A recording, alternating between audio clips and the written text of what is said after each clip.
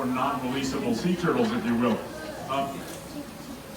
We'll go visit them in their little spa and also out at the gazebo at the far end, the Turtle Pavilion. And then following that program, there'll be a program at the end of the boardwalk about the Game Fish Lagoon.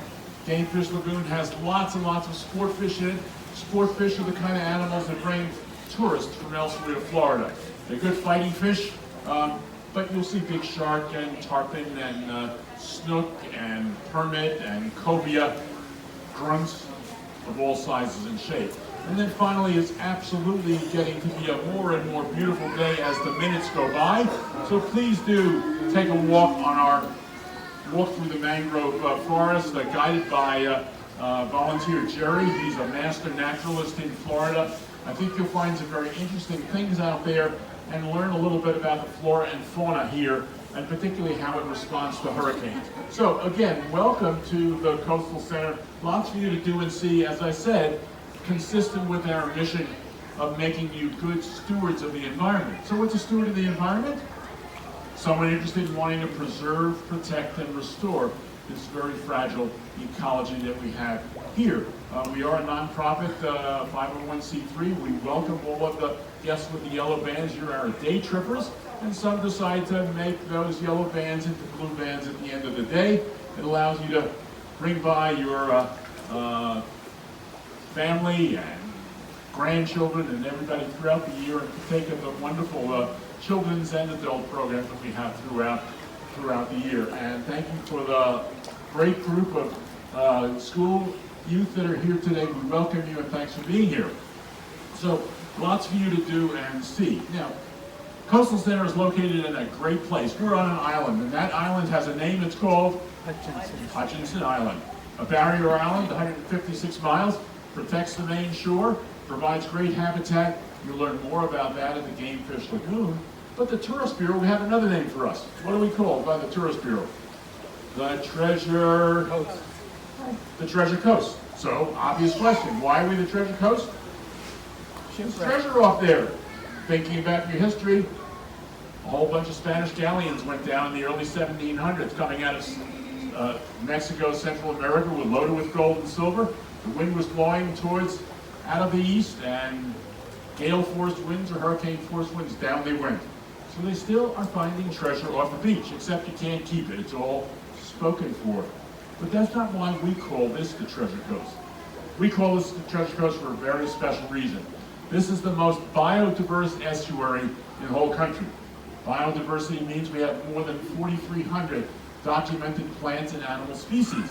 And so an obvious question is why? Well, you're looking at part of the answer. The water. All of the water from the Coastal Center comes directly from the Atlantic Ocean by gigantic pumps. And there's something special about the water in the Atlantic Ocean. What's special about the water in the Atlantic Ocean off our coast? It's salty. That's right, it's salty. We usually say ocean water is salty and cold and deep, but we have a warm water river of current in that Atlantic Ocean. It goes from the Caribbean all along the East Coast over to Europe and then down the west coast of Europe until it gets back into the mid-Atlantic current of the Caribbean. And that river of warm water I call I-95, but you call it something else. It's called the Gulf Stream. Gulf Stream, about 4, 5, 6 miles off the coast, and it is warm. So because the Gulf Stream is warm, it creates a unique climate, a transitional climate. We're not just a climate where the leaves drop from the trees as they do in the fall, or a tropical climate that's temperate, or a tropical climate where the leaves are always on the trees. This is a transitional climate, gives us the best of both worlds in terms of the flora and the fauna, a treasured coast, if you will, of flora and fauna. So let's meet our wonderful coastal ambassadors here, swimming in warm water. And Lily from Berlin, Maryland is here, and she's going to give me some assistance. So let's give Lily a warm Coastal Center welcome. Lily, you can over here.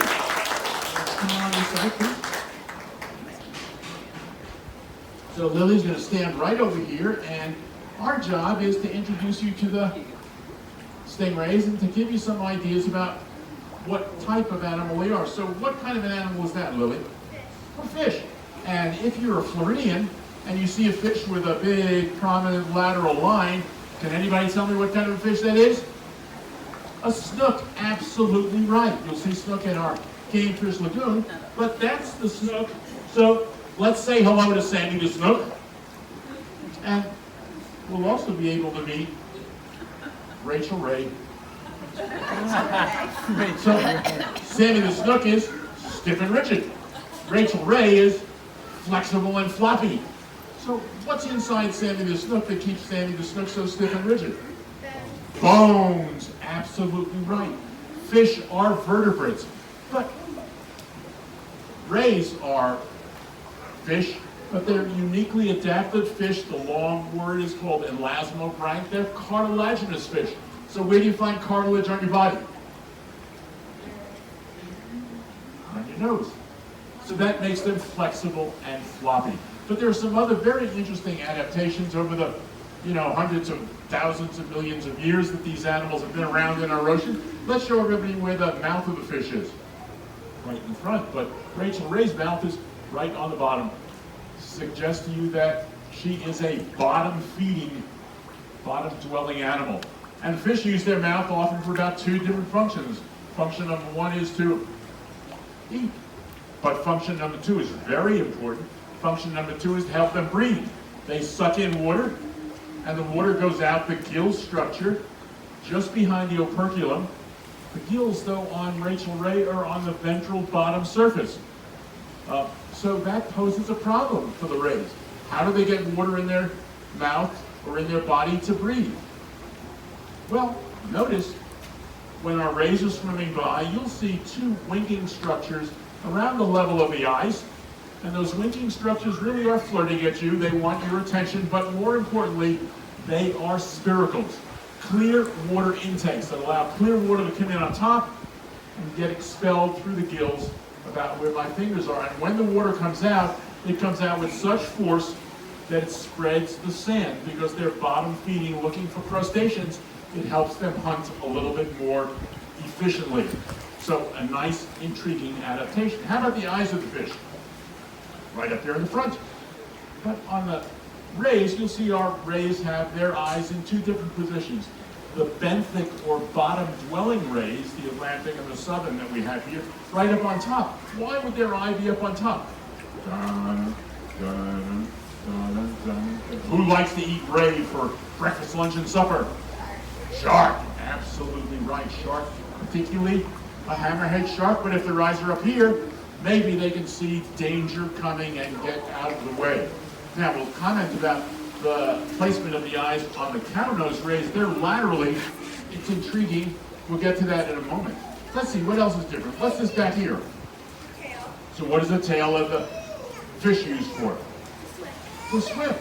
But here's the tail of Rachel Ray. You think there's much push power out of this tail at all? Not really. Not really. But on the tail, there's a very important structure on a stingray. What is that important structure on the tail of a stingray? Whoa, you're really right up there. So this is an exaggerated tail. You can see what the barbs of our rays look like in that display case right over there. But this is the tail of a rough-tailed ray. You won't usually see it because this ray likes to live at a depth of maybe 50 to 100, 150 feet. Triple barb. And is it sharp or dull? That's right. Not even willing to touch it. It's sharp. It's sharp. And it's serrated like a bread knife. Goes in easily and rips and tears on the way out. And if that's not enough of an insult, it's covered with venom. So it can give you a kind of mean, nasty feeling. So it's something you want to prevent. Now, our rays don't have their barbs because they're like fingernails. They get cut off. So when you feed, you'll be perfectly fine. But some of you, because the weather is getting nice, might like to take a walk in the surf, close inshore, where you'll probably see our little Atlantic rays and maybe a Southern ray. And they're out there and they have their barbs in place. So what should you do to keep yourself from getting barbed? Don't touch their tail, right. But they're buried in the sand. So is there anything else you could do?